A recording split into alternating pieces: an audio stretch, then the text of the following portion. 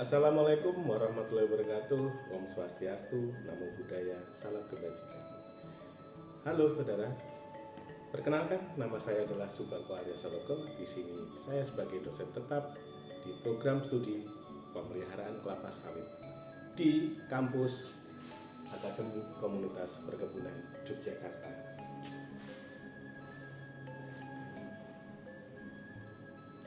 Saat ini saya sedang mengikuti proses sertifikasi dosen gelombang 1 tahun 2025 yang diselenggarakan oleh Kemendiksaintek. Video ini dibuat sebagai pernyataan diri dosen dalam unjuk kerja Tridharma Perguruan Tinggi atau yang biasa disebut dengan PDD UKT-PT. Dalam video ini saya akan memaparkan materi dari mata kuliah yang saya ampu, yaitu Sistem Manajemen Keselamatan dan Kesehatan Kerja dan juga SDM. Di mana mata kuliah ini memiliki 2 SKS pada periode 2024 dan 2025. Mata kuliah ini merupakan salah satu mata kuliah wajib yang harus dilaksanakan oleh seluruh siswa.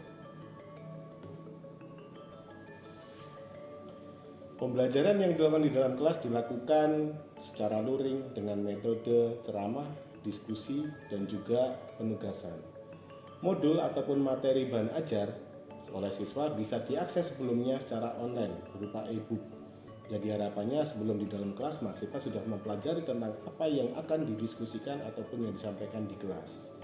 Metodenya secara interaktif, studi kasus dan juga analitis terhadap pengalaman nyata yang ada yang kira-kira di dunia kerja mereka yang akan datang. Deskripsi dari mata kuliah ini supaya mahasiswa mampu memahami pentingnya tentang menjaga keselamatan kerja yang ada di lingkungannya. Mulai dari pemahaman akan menghindari kecelakaan kerja, membuat sistem pelindungan kecelakaan kerja, melakukan tindakan pencegahan dan juga melakukan penanganan pertama jikanya terjadi hal-hal yang tidak diinginkan. Dan berikutnya bisa langsung teraplikasikan di lapangan tanpa kendala sedikit pun. Demikian sedikit kata pengantar dari saya. Berikutnya akan ditayangkan pembelajaran di kelas secara singkat dalam mata kuliah Sistem Manajemen Keselamatan dan Kesehatan Kerja dan juga SDM. Selamat menyaksikan.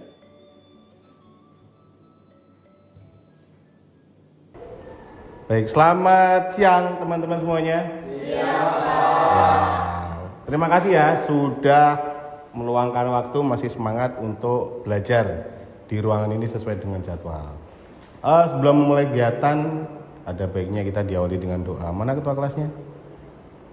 Ayo, Mas, pimpin doa Mas, silahkan. Baik, sebelum kita memulai pelajaran pada siang hari ini, lengkapnya kita berdoa terlebih dahulu. Berdoa dimulai.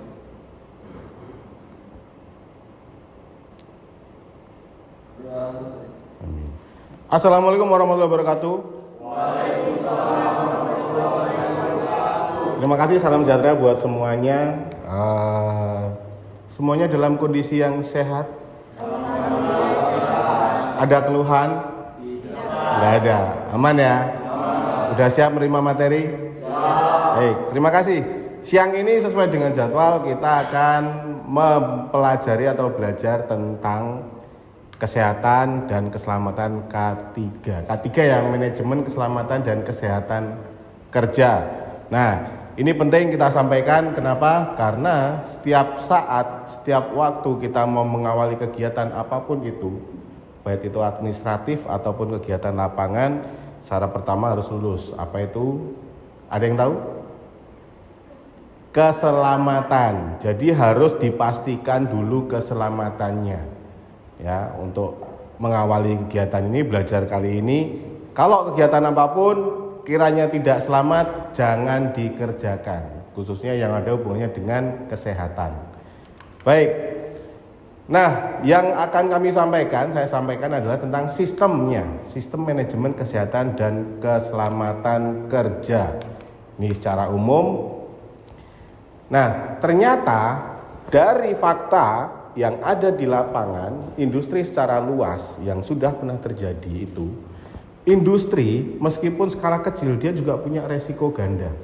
Resikonya di mana? Resiko dari pelaku yang mengerjakan, termasuk juga hal-hal yang ada hubungannya dengan pekerjaan itu sendiri. Yang namanya bekerja adalah ada operatornya yang bekerja, yang kedua adalah ada hal-hal benda-benda atau alat-alat yang digunakan untuk melaksanakan pekerjaan itu, sehingga ada outputnya. Jadi semuanya itu harus dijaga keselamatannya. Berikutnya, ternyata ya, negara berkembang itu punya resiko 10 kali lipat lebih besar terhadap kecelakaan kerja.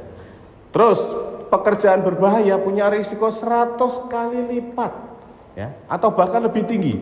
Nah, kurang lebihnya data statistik itu merekam 438.000. Kenapa? Karena kelalaian, karena keselamatan kerjanya tidak diperhatikan. Terus lagi, ini lebih parah nih. Ya, estimasi kurang lebih angkanya sekitar 12.000 pekerja anak suruh bekerja, itu udah nggak lazim. Ya, meninggal setiap tahunnya. Berikutnya, pekerjaan membunuh lebih banyak daripada perang. Bayangin ya, teman-teman bisa membayangkan tentang perang ya kan, antara dua kubu atau lebih ya, saling untuk bisa menguasai.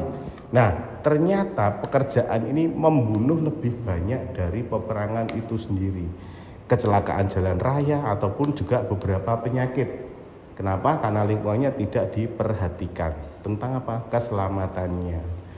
Terus asbestosis. Nah, salah satunya resiko pekerjaan adalah benda-benda atau lingkungan yang ternyata itu bisa terhisap dalam pernafasan. Kenapa? Karena dilakukan setiap hari.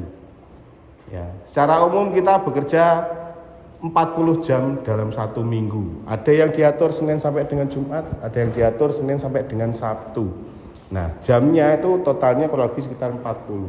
Ternyata dilakukan berulang-ulang. Dalam satu hari bisa Senin sampai dengan Sabtu atau Senin sampai dengan Jumat, 1 bulan full. Terus dalam setahun juga. Nah, ini akan menumpuk dalam organ-organ yang ada di badan pekerja itu sendiri. Jadi, kenapa kita butuh kesehatan dan keselamatan kerja? Nah, yang pertama, ini adalah merupakan salah satu hak asasi manusia. Apa itu selamat? Apa itu sehat? Gitu ya. Jadi kita baik dari sisi pekerja atau orang yang mempekerjakan itu harus memperhatikan tentang hak asasi manusia dalam hubungannya keselamatan kerja. Berikutnya, kecacatan manusia tidak bisa dikalkulasi. Dalam arti tidak bisa dibandingkan atau diperhitungkan. Waduh, saya batuk, saya pilek. Itu tidak bisa diperhitungkan dengan, wah karena saya batuk saya rugi 10.000, 100.000. Itu tidak bisa. Nah, bahkan cuma batuk pilek ya, apalagi kalau sampai dengan kecelakaan kerja itu fatal, membuat seseorang bisa kehilangan sebagian dari bagian tubuhnya, atau membuat kecelakaan kerja itu membuat organ-organnya tidak bisa bekerja dengan normal dan lain sebagainya, karena kesehatan manusia itu tidak ternilai. Berikutnya, adanya daya saing ya. Di setiap bekerja kita pasti memiliki target atau tujuan masing-masing. Nah, tujuan atau target itu ada salah satu dasarnya adalah berkompetisi terhadap outputnya, baik dari segi kualitas atau baik dari segi jumlahnya. Makanya di sini kalau tidak diperhatikan, nah ternyata itu kapasitas kesehatan itu sudah di atas ambang normal. Makanya semuanya harus diperhitungkan dengan baik. Berikutnya, peduli kepada kode etik. Ya, salah satunya adalah waktu atau lama bekerja. Kenapa? Karena kita hidup itu harus ada work-life balance. Manusia hidup tidak hanya untuk bekerja. Ya, meskipun manusia hidup tidak hanya untuk hidup juga, dia harus bekerja sehingga mendapatkan penghasilan. Nah, dari penghasilannya itu sebagian dibelanjakan. Nah, jadi kita harus memperhatikan tentang work-life balance juga. Terus berikutnya lagi ada kerjasama dengan industri. Nah, kita sebagai pekerja ataupun di sisi orang yang mempekerjakan, itu juga harus tetap peduli terhadap industri. Kenapa? Kita kerja tidak boleh seenak sendiri. Kita kerja pasti ada angka targetnya atau standar normalnya. Jadi setiap kali orang bekerja pasti ada outputnya. Oh, harus dapat berapa produk, atau harus dapat berapa luasan, atau harus ada targetnya sesuai dengan upah yang diberikan. Prinsip penerapan SMK 3, Sistem Manajemen Keselamatan Kerja. Nah, yang pertama adalah komitmen dan kebijakan. Nah, ini lebih di sisi pemberi kerja. Itu harus memiliki komitmen yang kuat. Kenapa? Supaya hak asasi manusia, salah satu yang utama adalah keselamatan kerja itu tetap terjaga. Berikutnya kedua, bagi si pemberi pekerjaan itu juga bisa mendapatkan output hasil produksi dari pekerja yang sesuai dengan harapan, yang sesuai dengan standar. Berikutnya lagi harus ada perencanaan. Nah, jadi manajemen K3 itu harus ada perencanaannya. Kenapa? Supaya bisa lebih untuk menghindari hal-hal yang tidak diinginkan. Gitu ya. Jadi kalau secara umum, secara iklim, Indonesia ini punya dua, musim kemarau, musim penghujan. Nah, tinggal si karyawan atau pekerja ini bekerjanya di mana? Di luar ruangan kah atau di dalam ruangan kah? Nah, itu termasuk ada perencanaan. Berikutnya adalah penerapan. Nah, penerapan ini adalah pada saat melaksanakannya. Dalam prinsip penerapan SMK 3 tadi yang sudah saya sampaikan, yang pertama adalah komitmen dan kebijakan, yang kedua perencanaan, berikutnya penerapan. Nah, mungkin di sini teman-teman yang bisa dilihat adalah penerapan sistem manajemen K3 yang ada di kampus yang kita miliki, kampus tercinta ini. Nah, kira-kira ada yang menanyakan tentang penerapan K3 di kampus kita? Silahkan. Ini Pak, bagaimana penerapan keselamatan kerja di lingkungan kampus, Pak? Baik, terima kasih. Di lingkungan kampus tentang penerapan keselamatan kerja. Jadi kita lihat dulu. Di kampus siapa-siapa orang yang beraktivitas di sana. Jadi bukan dalam arti semuanya bekerja. Yang pertama kan ada dosen, yang kedua tenaga pendidik, mungkin staf, ada juga banyak mahasiswa. Nah, jadi yang pertama penerapannya adalah kita buatkan jadwal hubungannya dengan kesehatan yang jangka panjang. Nah, khususnya untuk dosen dan mahasiswa juga harus ada maksimal atau durasi. Berapa lama melakukan pendidikan, berapa lama melakukan pembelajaran.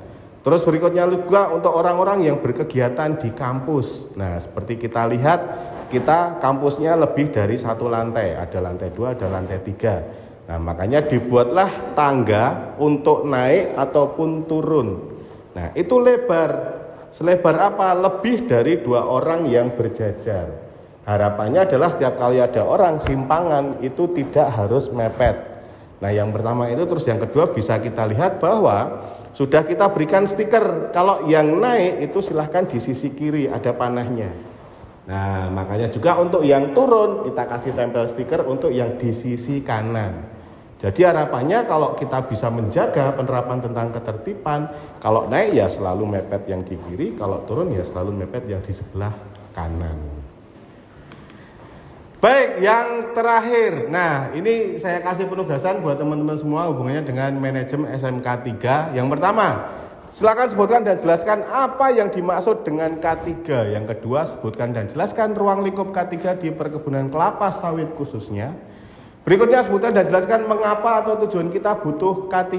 Apakah manfaatnya bagi pekerja ataupun yang perusahaan. Terus sebutkan dan jelaskan prinsip dan penerapan SMK 3. Yang terakhir adalah sebutkan dan jelaskan tentang hazard, danger, risk, atau apa itu yang dibilang aman. Silakan dikerjakan dalam bentuk PowerPoint, disusun yang rapi. Nah, ada yang mau ditanyakan tentang tugas? Tidak ada. Baik ya, tadi materi sudah saya sampaikan, penugasan sudah saya sampaikan juga.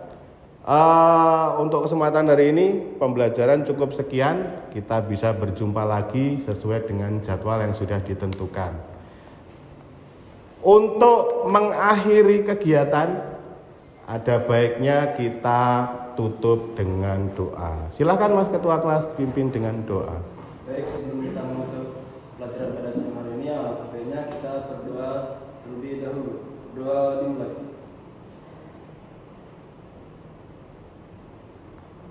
Doa selesai. Amin. Terima kasih banyak atas perhatiannya. Sampai jumpa sesuai dengan jadwal. Jangan lupa tugasnya dikerjakan. Selamat pagi. Wassalamualaikum warahmatullahi wabarakatuh. Waalaikumsalam.